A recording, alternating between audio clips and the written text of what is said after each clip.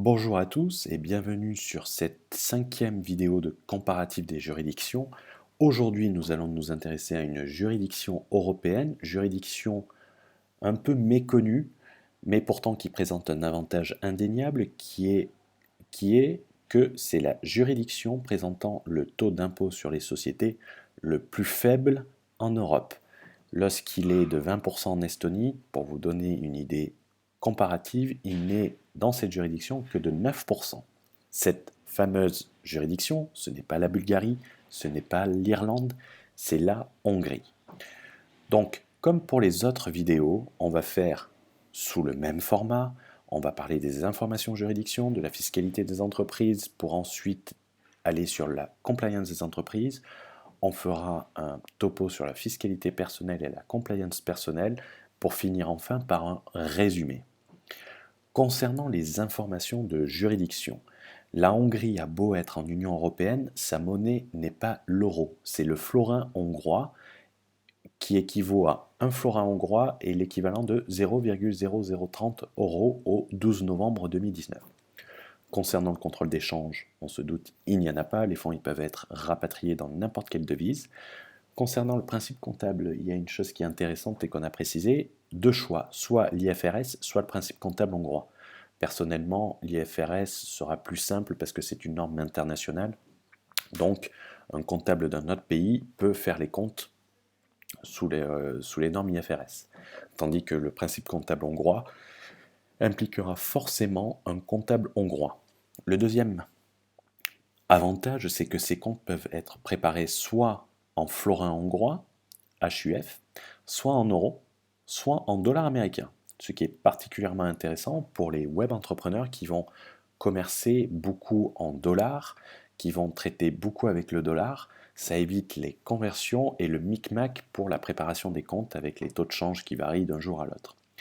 Concernant les principales formes de société, on en a retenu deux, la société à responsabilité limitée dénommée KFT et la société privée par action dénommée ZRT. On peut dire que l'une est plus ou moins la SARL et l'autre la SAS, même si on ne peut pas réellement comparer. Concernant la fiscalité des entreprises, pour ce qui est de la résidence, une société est résidente en Hongrie si elle est constituée en Hongrie ou si elle est constituée à l'étranger et que son siège de direction effectif se trouve en Hongrie. Donc on retrouve ici les deux principes. Le principe de l'incorporation qui fera que si une société est créée en Hongrie, elle sera résidente hongroise et que si vous êtes en Hongrie avec une société étrangère, elle sera considérée de résidente en Hongrie car son siège de direction se situera en Hongrie.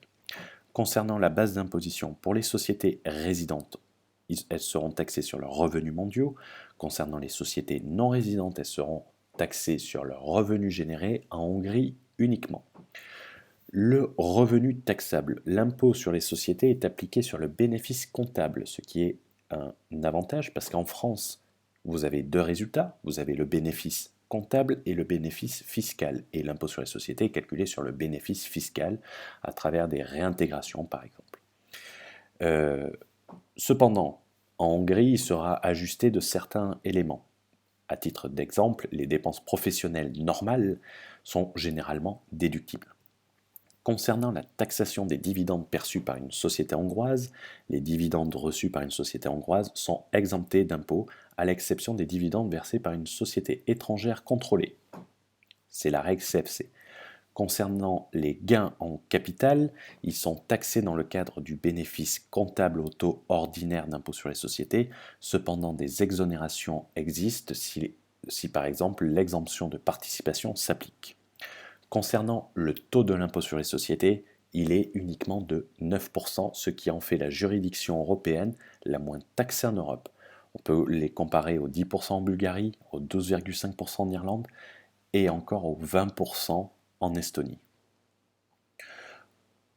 Concernant les crédits d'impôt pour impôts étrangers, les conventions fiscales signées par la Hongrie prévoient une déduction de l'impôt étranger aussi bien qu'il soit actif que passif, ça veut dire des revenus perçus d'une société étrangère soumise à une retenue à la source dans son pays, que passifs, c'est-à-dire des placements d'argent dans d'autres juridictions. En l'absence de convention, la loi nationale prévoit quand même une exemption de l'impôt sur les sociétés.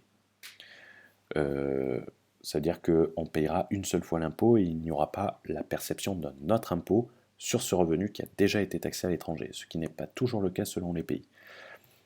Concernant l'exemption de participation dont on a parlé sur le slide précédent, il y a une exemption qui est prévue par la loi qui s'applique notamment aux dividendes reçus sans condition de détention. Certaines juridictions européennes, pour bénéficier du régime mère-fille, obligent de détenir les participations, par exemple, au bout de 2 ans. C'est-à-dire que le régime s'applique si on détient les participations depuis plus de 2 ans. Dans le cas de la Hongrie, c'est exempté sans condition de détention. Les règles CFC, oui, elles sont prévues par ATAD, la Anti-Tax Avoidance Directive, qui est une directive européenne, donc on la retrouve dans tous les pays européens, que ce soit Estonie, que ce soit Malte, que ce soit la France. Concernant les retenues à la source, pour dividendes versés, il y aura une retenue à la source de 15%. Si une société hongroise verse un dividende à un résident ou une société étrangère, il y aura une retenue à la source en Hongrie de 15%, sauf stipulation contraire dans les conventions internationales. Concernant la compliance des sociétés, l'année d'imposition, c'est l'année civile ou le choix d'un exercice par le contribuable sur une période de 12 mois. Ce que ça veut dire, c'est par défaut, c'est du 1er janvier au 31 décembre, mais rien ne vous empêche par exemple de le faire du 30 septembre au 29 septembre. Les comptes consolidés, ils ne sont pas autorisés, mais cependant un régime d'intégration fiscale est disponible et intéressant si vous conduisez des opérations d'investissement en Hongrie. Ce régime est disponible sous conditions que nous n'allons pas évoquer à travers cette vidéo. Le dépôt des comptes. La déclaration doit être faite avant le 31 mai de l'année suivante, c'est-à-dire que vos revenus de 2019, vous devez déposer vos comptes avant le 31 mai 2020. Cependant, si vous avez choisi un décalage de l'exercice comptable, vous devez déposer avant les 5 mois de la fin de l'exercice. Donc si vous finissez en septembre, vous devez le déposer octobre, novembre, décembre, janvier, vous devez le déposer avant fin février.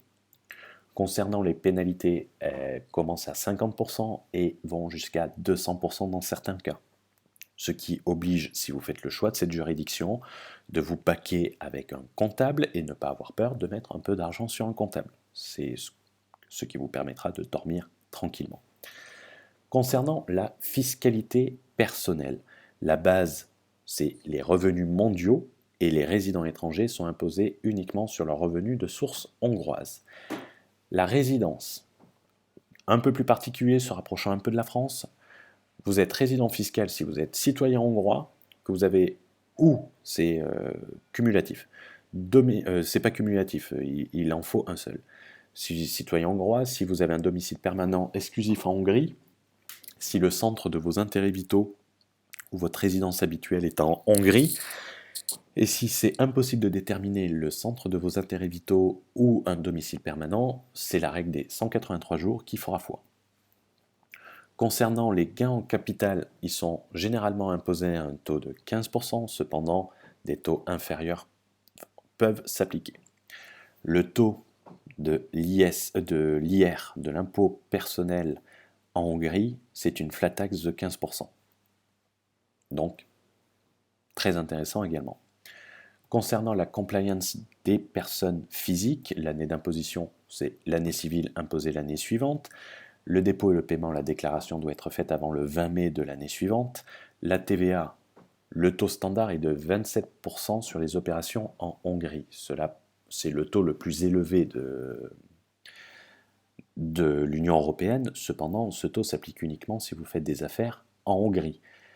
Si vous, dans le cas de vente de formation, dans le cas de vente à distance, vous pouvez faire le choix d'appliquer le taux de TVA de la vente à distance, c'est-à-dire le pays dans lequel vous vendez.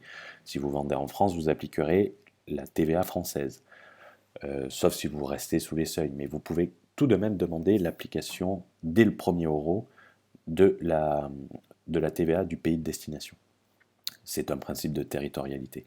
Donc pour résumer, une imposition personnelle à une flat tax de 15%, c'est-à-dire 5 points inférieurs à l'Estonie, et une imposition corporate la plus faible d'Europe avec seulement 9%. Un pays qui est au centre de l'Europe, où on peut se déplacer facilement, vous n'êtes pas sur une île, une ville comme Budapest qui est très dynamique et qui présente de nombreux avantages comme l'investissement immobilier, ça peut être vu par exemple dans les vidéos de Théophile Hélier où il investit en Hongrie. Pour ceux qui veulent plus d'informations, comme on a l'habitude de le dire, on peut passer par une consultation individuelle. Pour cela, il suffira de nous faire un mail à l'adresse qui est indiquée. N'oubliez pas de vous abonner, n'oubliez pas de nous mettre un petit pouce bleu pour qu'on continue ces comparatifs de juridiction et qu'on fasse un très gros comparatif des impositions pour société, des impositions personnelles pour, au final, essayer de déterminer quelle est la meilleure juridiction où vivre et selon la juridiction dans laquelle on vit, où est-ce qu'il faudra établir sa société. On vous remercie, n'oubliez pas de partager, ça nous aide toujours. Utilisez les commentaires si vous avez des questions générales. On se fera un plaisir d'y répondre comme à tous les commentaires. Merci bien, ciao ciao.